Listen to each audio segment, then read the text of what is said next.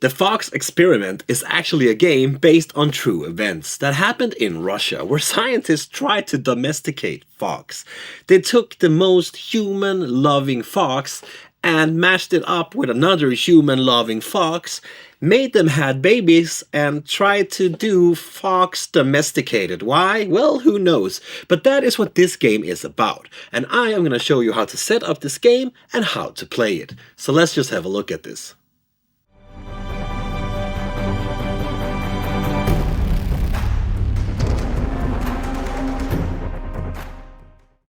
We start by putting the board in the center of the table for all players to easy reach.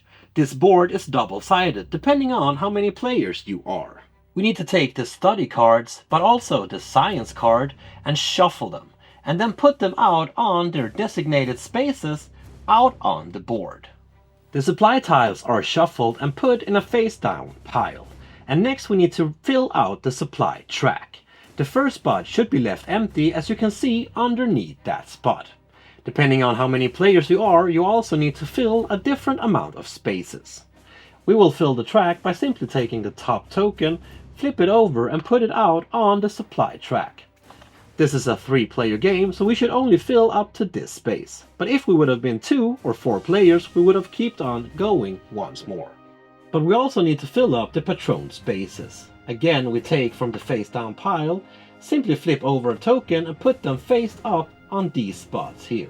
But on this track here, we fill all 4 spots, no matter how many players we are.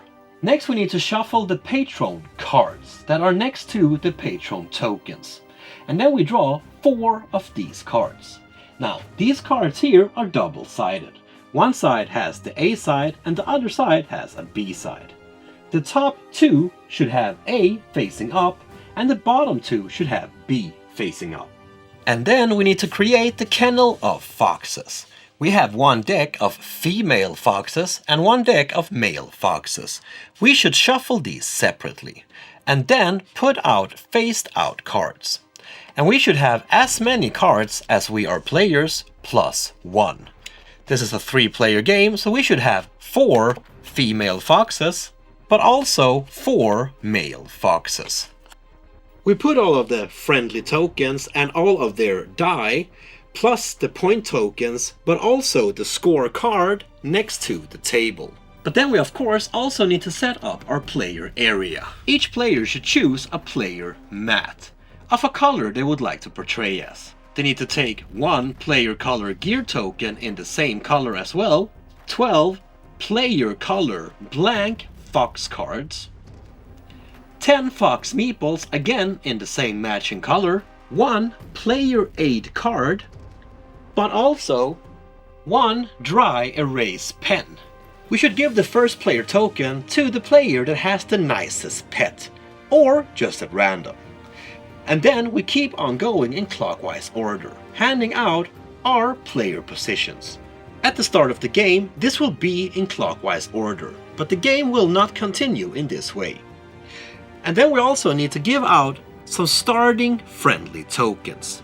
The first player will not get any. The second player will get 1, the third 2, and the fourth one will get 3.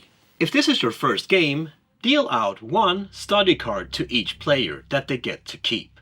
If this is not your first game, you should deal out 3 study cards to each player. And then the players gets to choose 1 of these cards that they would like to keep. So the goal of this game is to breed friendly foxes, to pretty much domesticate them. And during your gameplay, your goal is to get the most points. And you will get this by doing different studies, but also attracting these patrons to your little research groups. During a player's turn, they go through 4 different phases. Some of these are done in turn order, other of them are done simultaneously around the table. Now, the first phase of this game is the selection phase, and this is where we get to select which foxes out on the market that we would like to have. During the selection phase, we will go in turn order, and we will do this 3 times per player. During our turn, we need to choose either a female fox or a male fox or one of the selection tokens, and we need to choose one of them each turn. If you, during your turn, want to take a fox, then you need to choose which fox you would like to take. And you can choose from the open market, but you can also choose a random one from the face down pile. But remember, you can only take one per turn. If you want to take a second fox, you would need to wait to your next turn. Once you have chosen the fox you would like to have, you simply take that fox, and then you place it to the left of your player mat. And we do not refill the spot where we just took a fox, as this is done at the end of the round. At the start, it might be hard to know which foxes you should go for, but a little beginner tip is to go for the ones that have more die, but also the ones that have die that matches your study card. During your turn, instead of taking a fox, you can choose to take one of the supply track tokens. If you choose to do this, first we need to take whatever supply that is shown on the token, but also take the supply that is shown underneath the token as well. You will take this supply from the public pool. Once you have chosen which one you want, you take that token and then you discard it, placing it over here faced up. And then you get to take your gear token and place it on the spot where you took the supply token from. Now this here will change your turn order, but we don't do this just yet. These supply tokens here will give you, well, many different supplies.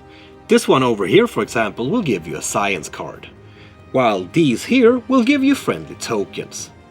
The ones that have these markers here means that you get to take a trait token of the same color from the public supply, while the one with the question mark will let you take any of the trait tokens of your choice. These science cards here are kind of like abilities that you can use during your gameplay. The selection phase ends when each player have taken the 3 turns during this phase. Now, at the end of the selection phase, once we have done our 3 turns, the players simultaneously decide if they want to do any upgrades on their player board by using matching sets of trait tokens. But how would you do that? So on your player mat, we have all of these little upgrades here that you can, well, upgrade. You will start the game with some unlocked starting abilities. These are the ones over here. And you will open new upgrades going from left to right, meaning that you cannot start to open any of these over here before you have opened the ones that were previous. Here you can see what the upgrade will give you. And in the circle, you will see the cost for unlocking this upgrade. Each of these upgrades can be unlocked by using matching trait tokens. Meaning that here you would need 2 matching trait tokens. But over here you would need 3, and here you would need 5. And it can be any colored trait tokens as long as they are matching and are the same number as stated in the circle. So if we, for example, would like to upgrade this one here, we would need to have 2 matching trait tokens. And we would show that we have unlocked it by placing one on the spot and then simply discarding the other. But what do the different upgrades mean? Well, these ones here, the little foxes, means that you can get more pups.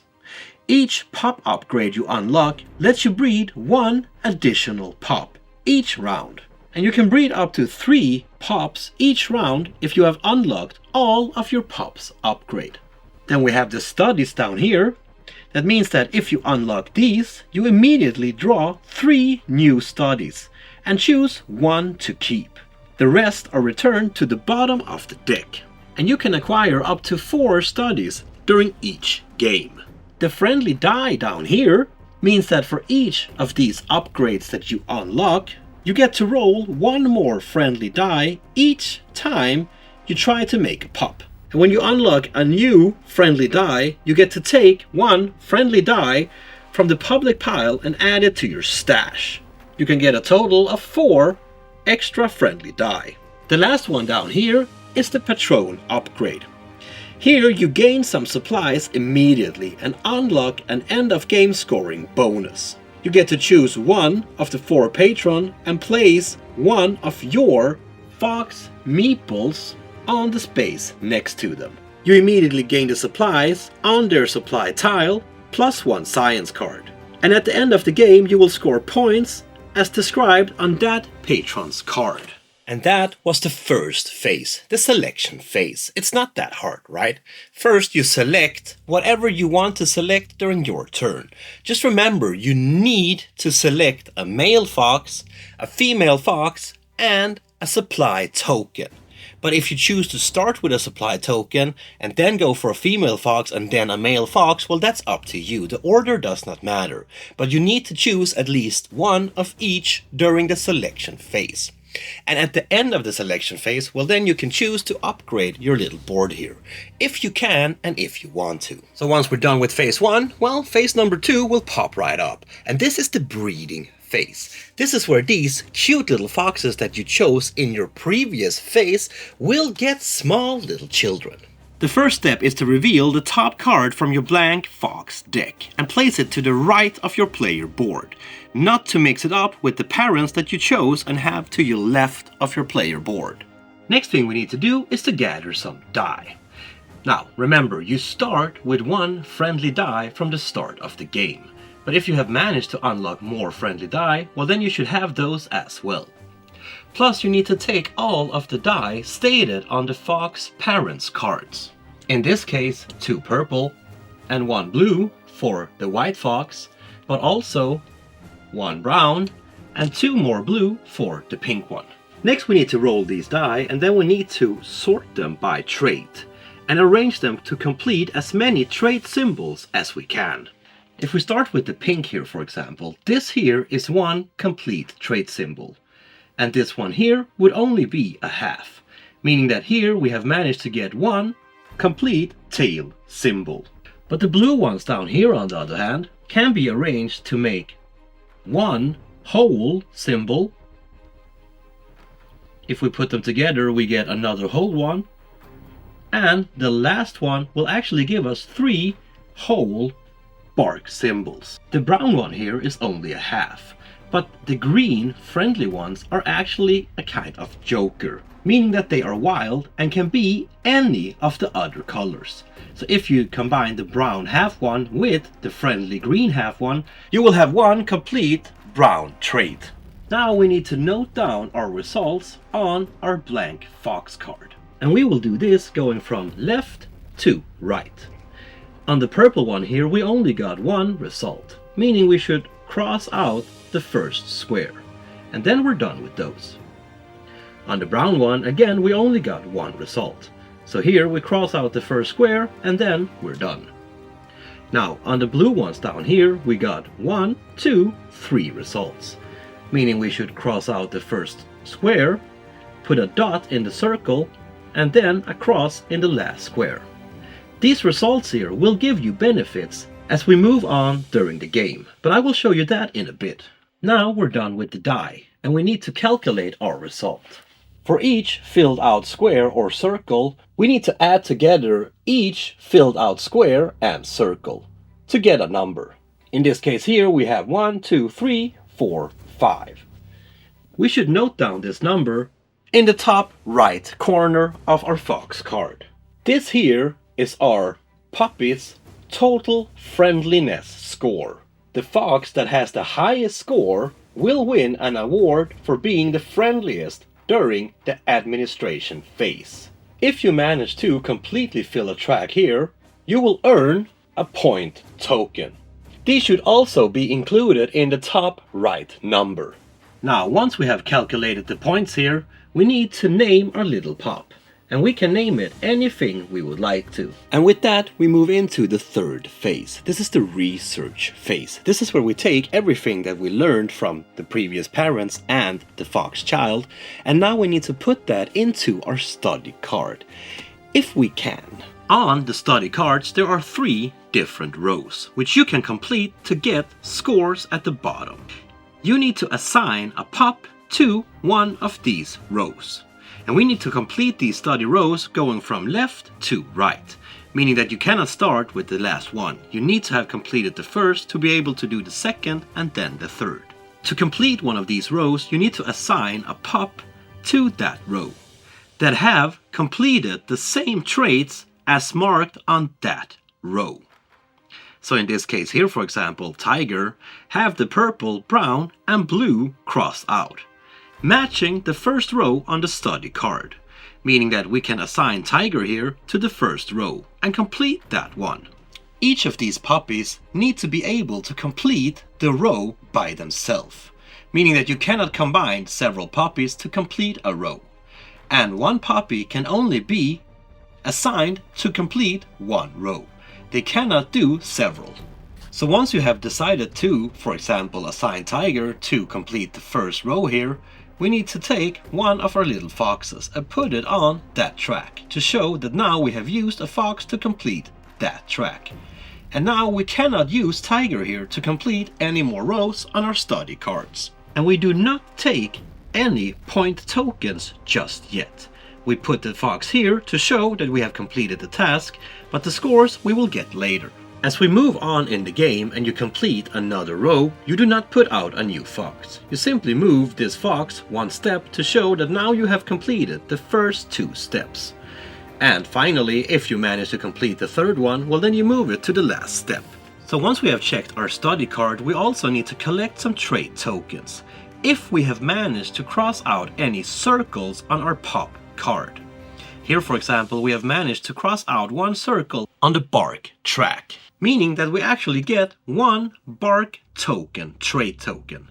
And remember, we can use these to upgrade our upgrades on our player board. And you can choose to upgrade now as well, meaning that we have two steps where we can upgrade, the first phase and the end of the third phase as well. And we would do this just like we did after phase number 1, there's no difference. And all of this that we're doing here during the research step can be done simultaneously. So you do not need to wait for one player to finish before you start. You simply go ahead and cross out your study cards, get your tokens, upgrade, and so on. And with that, we will move into phase number 4. This here is the administration phase. First thing we need to do is to discard any parents that are still left in the kennel.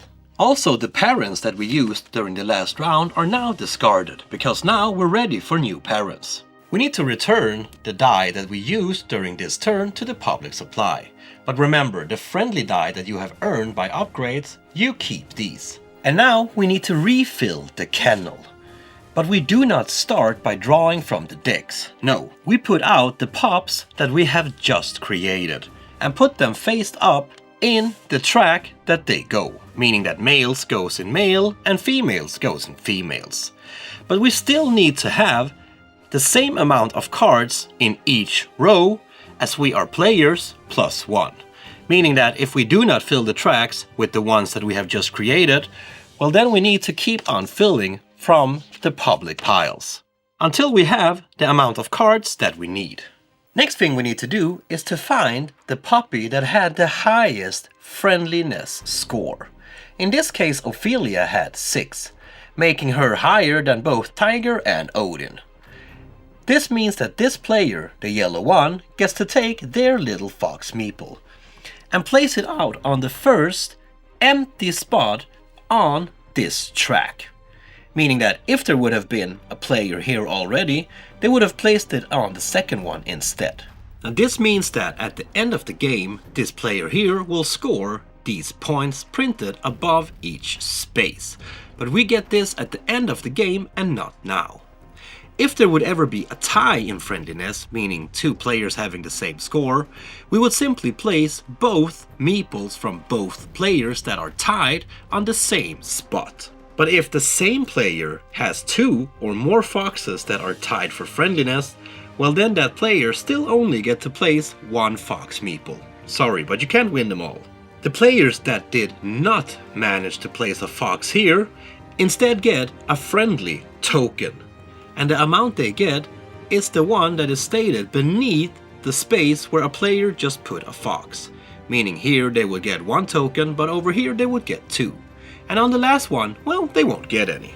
And now we need to set the new turn order. If there's any leftover supply tiles, we remove these first and put them in the discard pile.